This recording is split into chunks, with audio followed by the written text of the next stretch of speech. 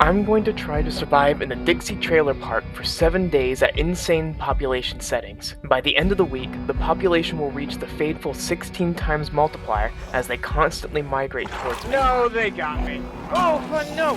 After a couple of testing runs and a few failed attempts, I finally had some idea of what I was dealing with and where I would need to go. So this time I gave myself a baseball bat and hammer. Those two things are going to be very important when progressing really quickly. I left my home and started walking towards the center of Dixie-Land. My first goal was to obtain a screwdriver so that I could break into any building. With a screwdriver, I could also disassemble electronics, furniture, and pretty much anything I could get my hands on. One of the most important things about the starter pack is the pack. Not only do I get some tools, but I can be a loot goblin without having to kill zombies for a backpack.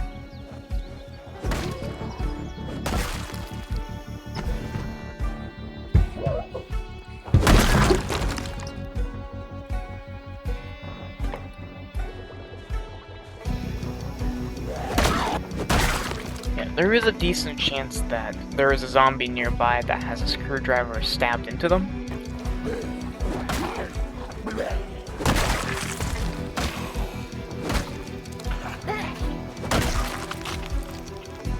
As I was making my way towards the central part of Dixie, an alarm began luring a horde of Zomboids towards my direction.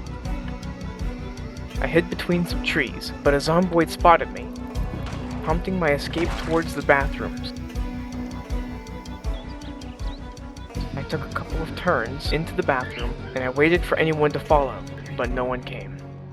While I'm cowering in the bathroom, I should begin explaining the layout of Dixie-Land. Dixie consists of 3 sections. The central parking lots have a gas station, diner, and restrooms, and around the restrooms are some storage containers and a tool shed. The eastern block has the most trailer homes, as well as a shed near the dumpsters to the south. In the western block, there are the fewest houses and no fencing at all. There are a few places that I need to take a look at. The 2 tool sheds here by the bathrooms and here in the eastern block will have crafting supplies and tools. If I'm lucky, this container in the parking lot could have a hatchet. With that plan, I stepped outside and took a look around. Jeez.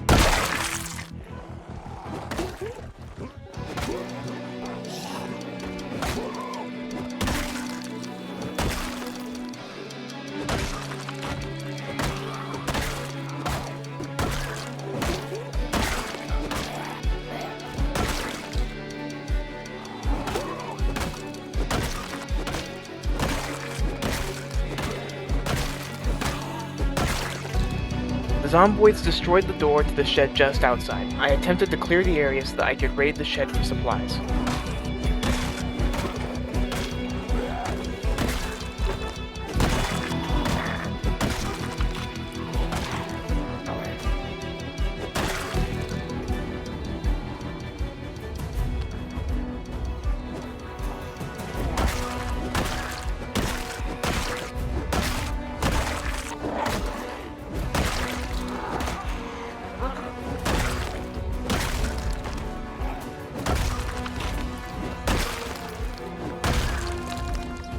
My goal was to create the ultimate apocalypse weapon, a sharpened stop sign. The problem was, I just couldn't catch a break, and my original base location was beginning to look like a mass grave.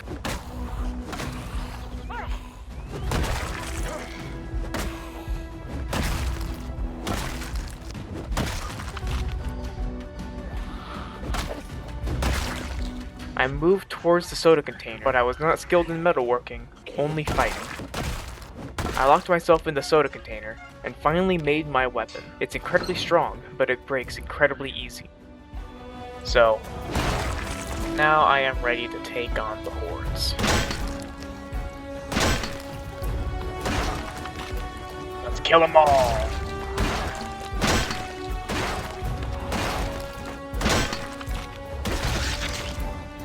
Oh,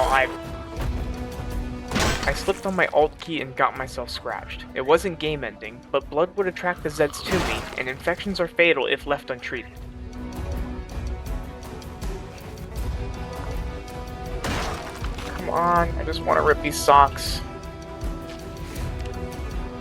Let's disinfect with more bourbon.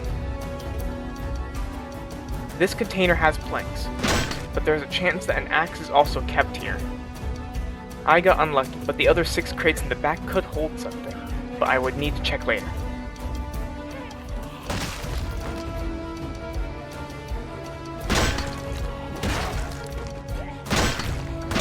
So yeah, they're slowly marching their way over there due to redistribution.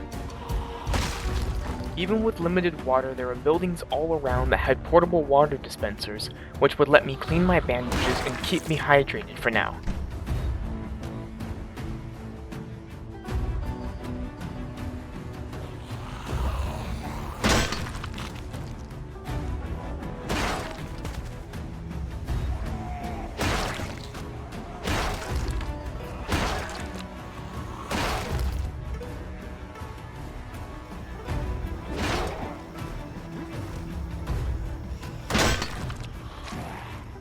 My stop sign broke, but I still had my baseball bat at the ready.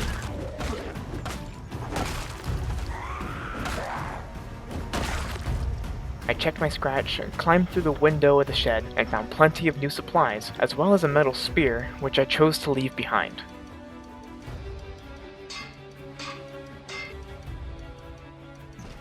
I made my way back towards the lone building in the open field. It was close by the parking lots, and I could clean myself up with the water in the dispenser.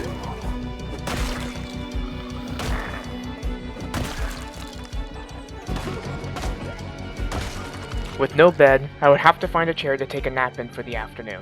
Lumberjack Jack could finally catch his breath, but only for a few hours. Once nightfall approaches, I'm going to travel to the western block and clear out the horde of zombies in that zone. Then, with a little bit of luck, I'm going to find a carpentry book and begin building up the foundation to my new home.